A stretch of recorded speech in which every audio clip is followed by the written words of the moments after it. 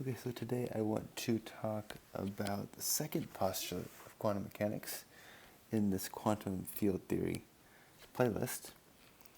And so in order to do this, I'm going to state the postulate first, which is for every observable in classical mechanics, there corresponds a Hermitian operator in quantum mechanics.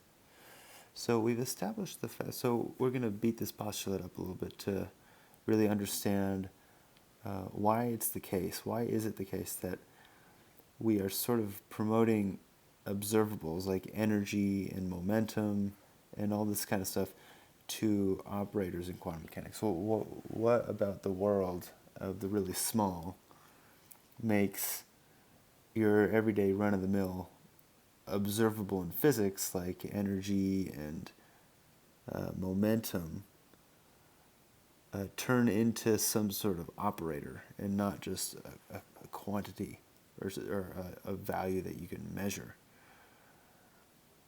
So for some reason, the quantum domain or the quantum world promotes stuff like this, energy, momentum, to operators. And we've sort of seen this in the past already, where the energy the energy of some quantum system corresponds to the time derivative operator, and the momentum corresponds to spatial derivative operators. And so there's something about the world of the really small. So this is like the world of the big, and this is the world of the small,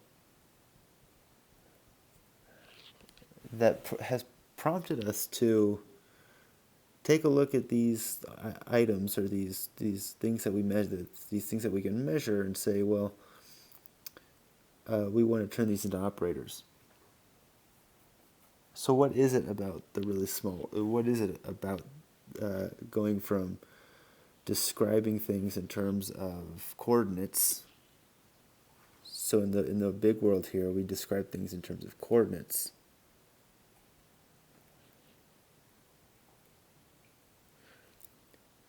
To describing things in terms of states. Well, the idea here is that if we operate on a state,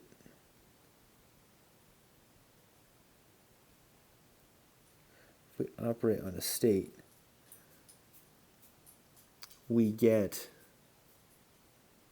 so this little thing here is an operator. We get something akin to a measurable quantity that is linked, again, to these quantities here, energy and momentum, and this can be broken up into kinetic energy and potential energy. But the idea here is, so from the world of the coordinates to the world of states, we are promoting observables into operators. And so, if we recall, we can actually, so we have some state, again, we have some state that's described by, say, alpha. This is our Dirac state, our Dirac notation. And I want to introduce an idea here. Suppose we performed this inner product with the bra state, or the ket state. Okay, we've established this idea already, where we have sort of two spaces, if you will, a vector space, and a dual vector space. And within the dual vector space, we have these guys here, these ket vectors. And one is sort of a map for the other. Right? So if we apply a ket to or a bra to a ket vector, so these, in this space we have bra vectors, and in this space we have ket vectors. when they're applied in this manner, this is kind of like an inner product. This is an element of the complex numbers. But then we talked about this idea that, well, we could also do something like this. Reversing the order of this operation, this sort of lives in the world of operators and not complex numbers. So this is how we build an operator based off of discrete states. And so this here is a discrete operator. So this is a discrete operator that's built from these simple items that come from these vector and dual vector spaces. And if we really want to be formal about this, we could say that T, we'll call T some operator, Tij, we'll call it Tij some operator. And we can define it to be AI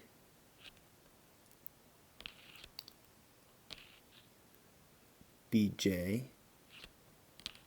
times alpha I beta j.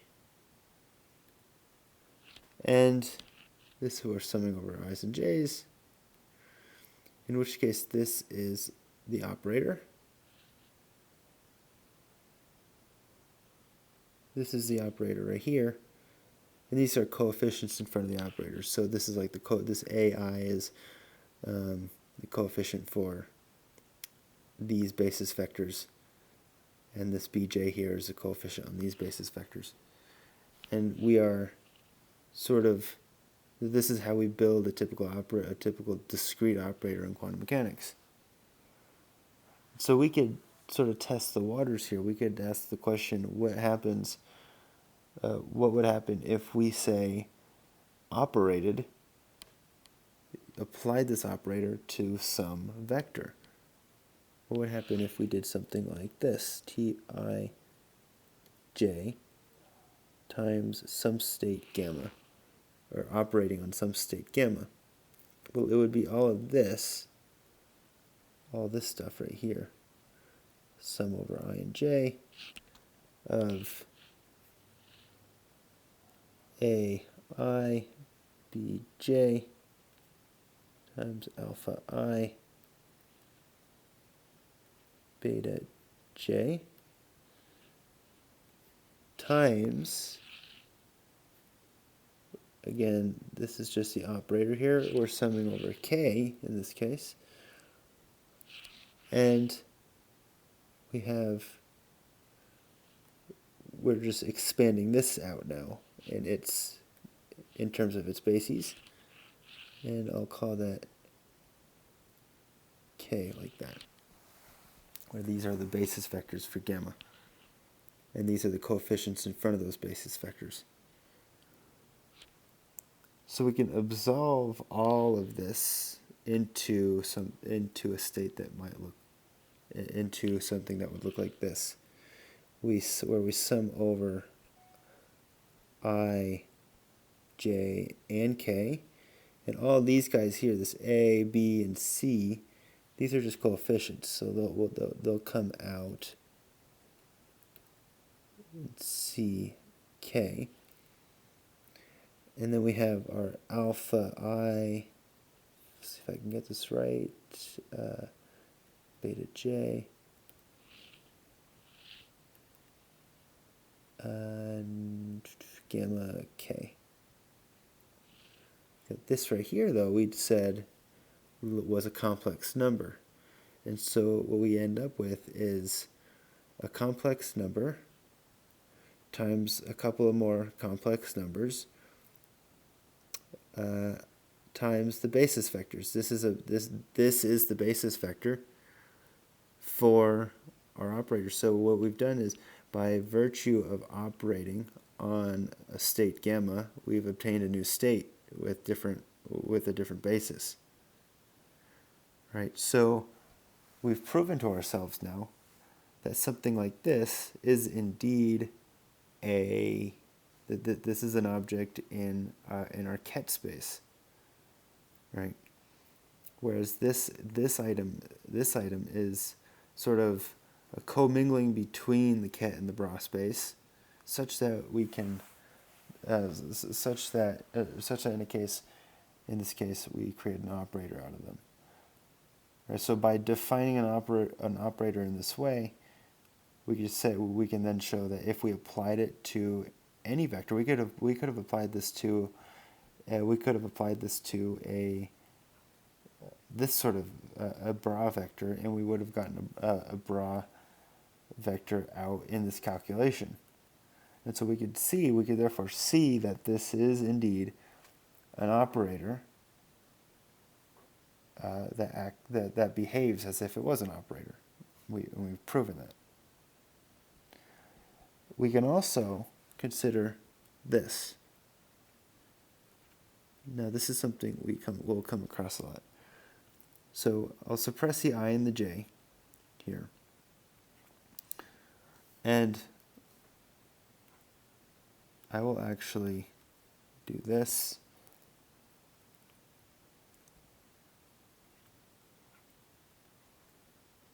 Where, let's see, I want to put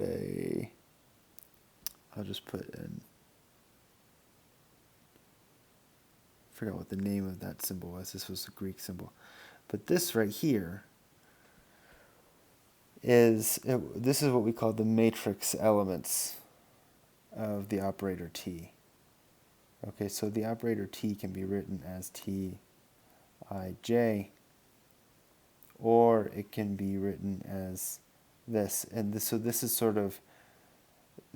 the matrix elements right here. So we can actually write this, instead of gamma and eta, we could write it as j and I. So how can we justify this? Well, this would be the same thing as, say, of using something like this and applying it to an item that looked like this, and an item that would look like perhaps, actually I want to put a summation on that.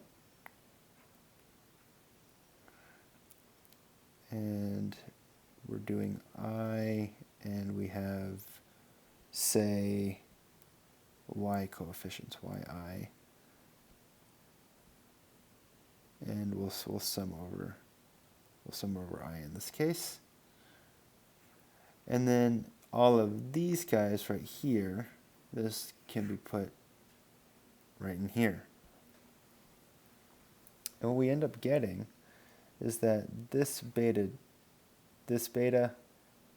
and this will form to create a complex number. This alpha and this I will form to create a complex number. And what we ultimately end up getting are these Kronecker delta symbols. Because we're positing, again, that the ket and the bra space are related to each other by this Dirac delta function, or this Dirac function right here, where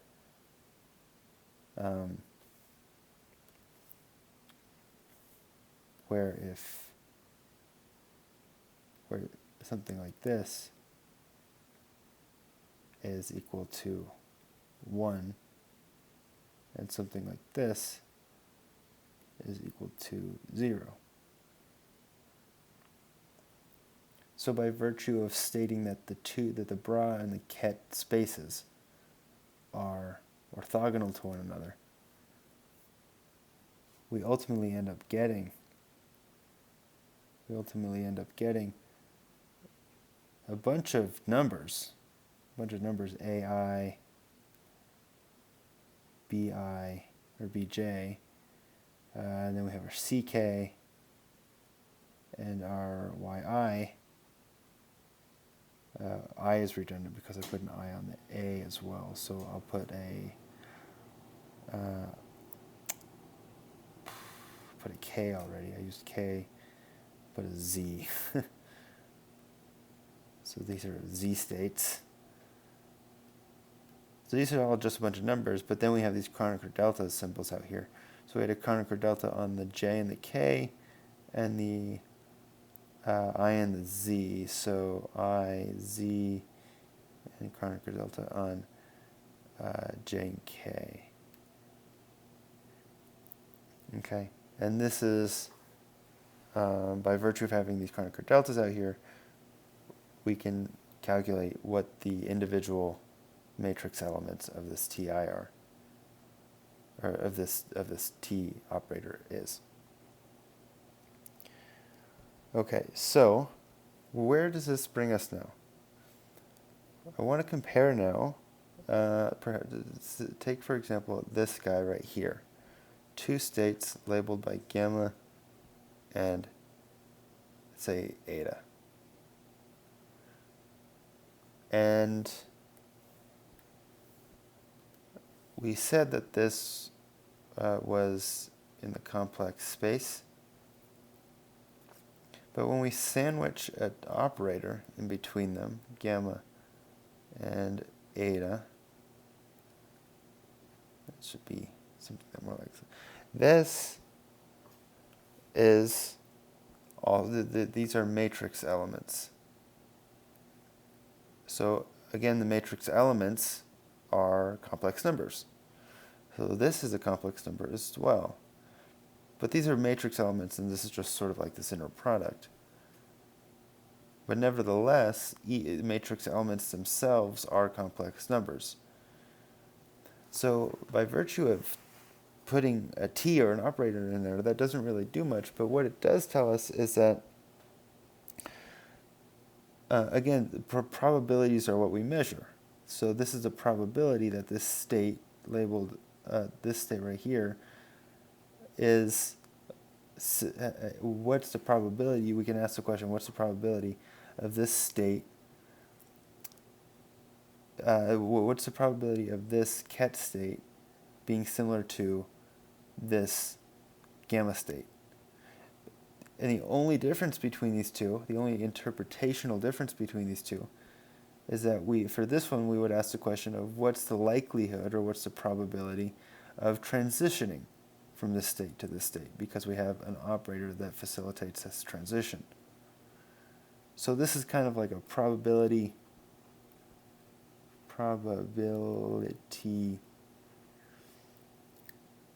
of similarity.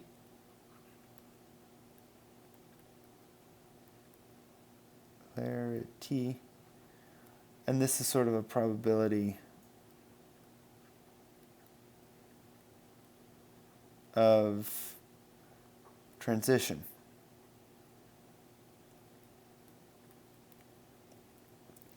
And so we can look at these objects as well, gamma and eta.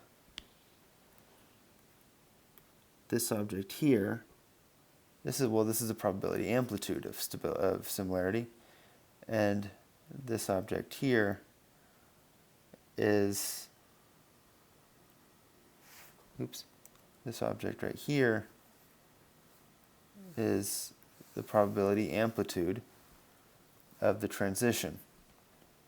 So we have this similarity in transition interpretations within quantum mechanics. And so given this notion, we can understand how to read these kind of equations now. And so with that being said, however, in the continuous case, this operator, this T operator, isn't always going to take this sort of form right here. This is sort of the discrete form. Discrete.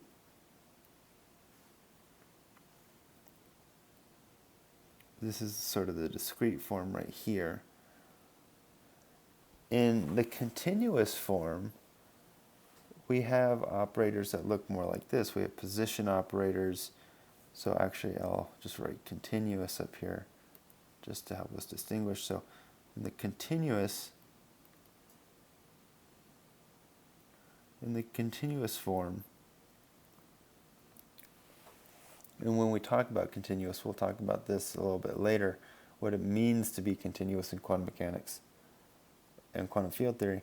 But we have operators that look like this. X, we can just multiply X by some state. Or we have our momentum operator, which is I, H bar spatial derivatives. We can have our kinetic energy operator, which would be H bar squared. It's over 2m, and then this guy right here.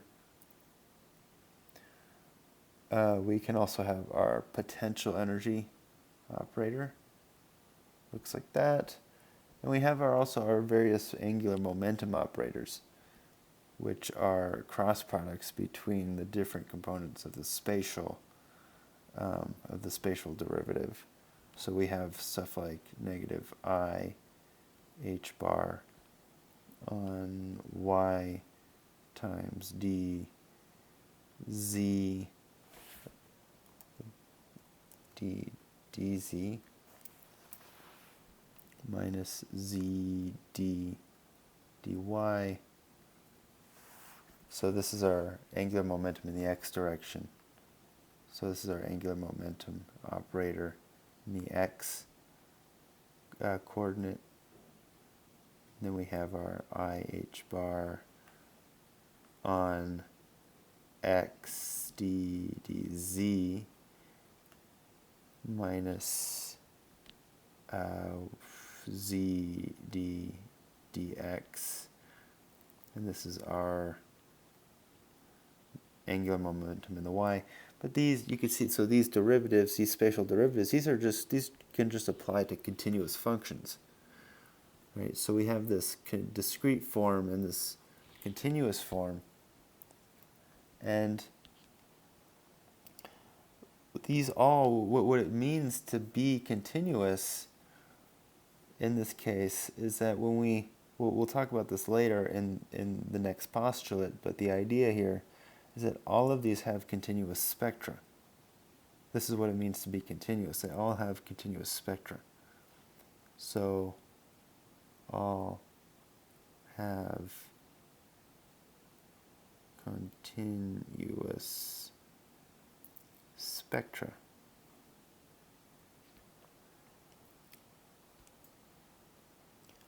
And so what this means to have continuous spectra is actually a very deep principle that we don't often really cover in quantum mechanics or quantum field theory. We kind of just say, well, okay, these are the operators and that's that, and let's move on. What it means to have a continuous spectra, and we'll actually talk about this later in the next video on postulate number 3, which has to do with operators acting on states, where you have some operator, it's acting on some state, and this equals just a number. We'll say A times that state again. In this case, if this were to be the case for this particular operator, the vectors that work for this in this case are eigenvectors.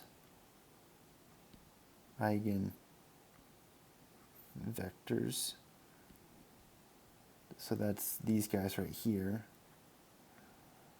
And this is the eigenvalue. So this A right here is the eigenvalue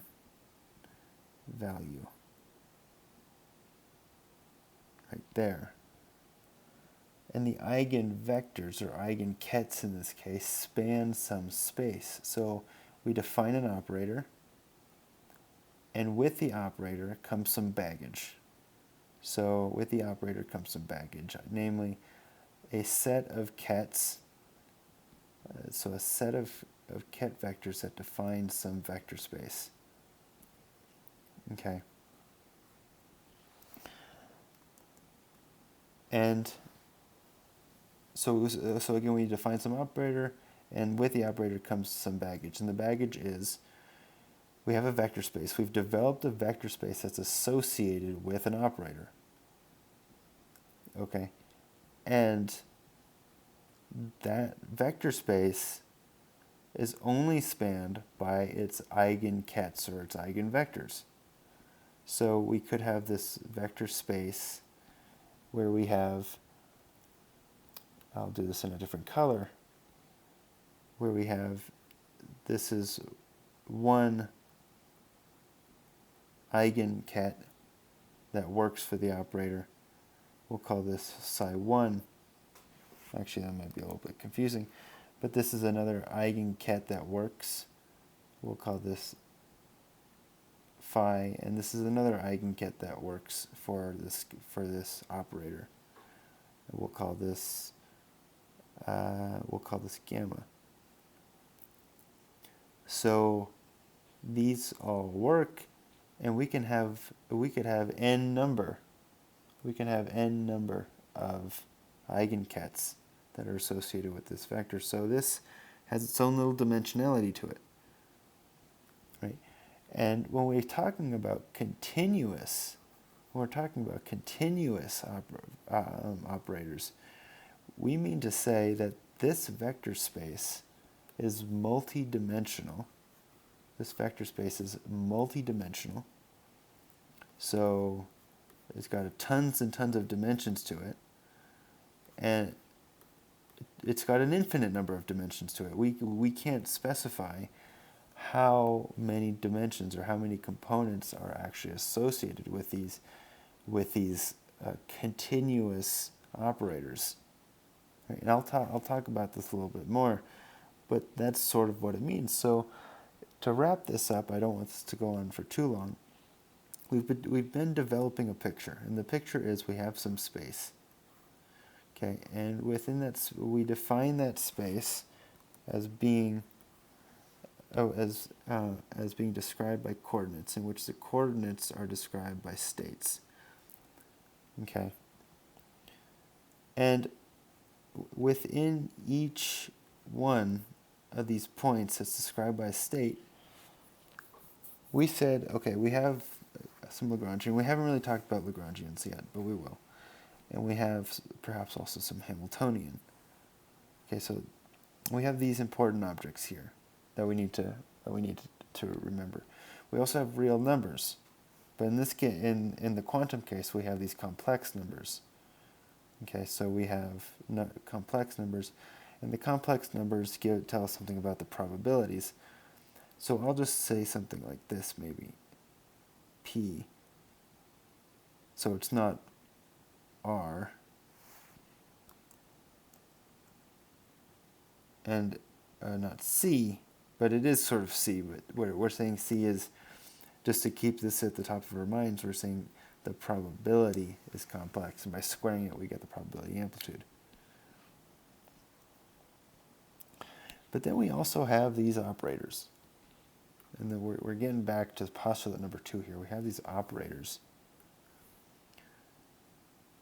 that sort of go into this vector space, and they sort of weed out, depending on the operator you have, they sort of weed out which vectors in this vector space can span different subspaces within that vector space. And we have continuous operators, and we have discrete operators. So I'll actually clean this up a little bit. So we have discrete and continuous operators, and then we have this vector space. And these things, so objects in the vector space we also have this dual vector space. So we have everything else in here. We have all these guys in here. The only difference is that we have a dual vector space. So we have all these operators in here. And we have probability amplitudes. And these two guys are maps for one another that take each other to this probability amplitude. But these operators will go into these spaces. And they will extract out important information. And the important information has to do with observables.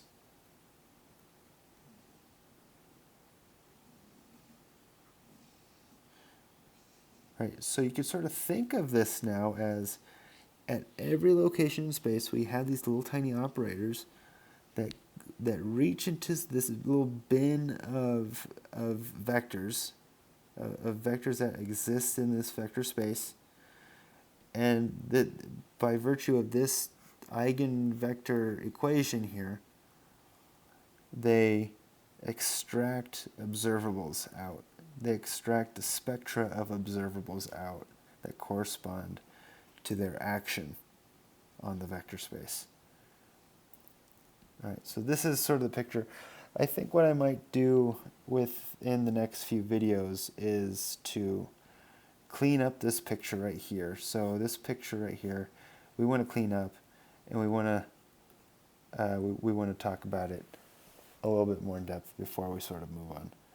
I will debate whether or not I want to move into the third postulate or if I want to talk about that next. But with that being said, actually before I leave, these spaces, these vector spaces, these can be thought of as Hilbert spaces. And any state within these Hilbert spaces must be square integrable. That's something that we want to impose on this, because if we don't say that any state is square SQU square integrable,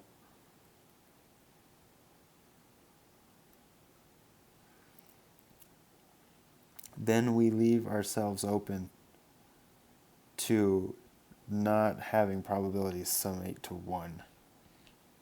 Okay, and then that becomes a real problem. So we need to impose this rule on at least some of these objects, on at least some of the spaces that are extracted from these operators. Right. Okay, so with that being said, I don't want this to go on for too long, and we'll talk more about this stuff in the next video. So I hope to see you there.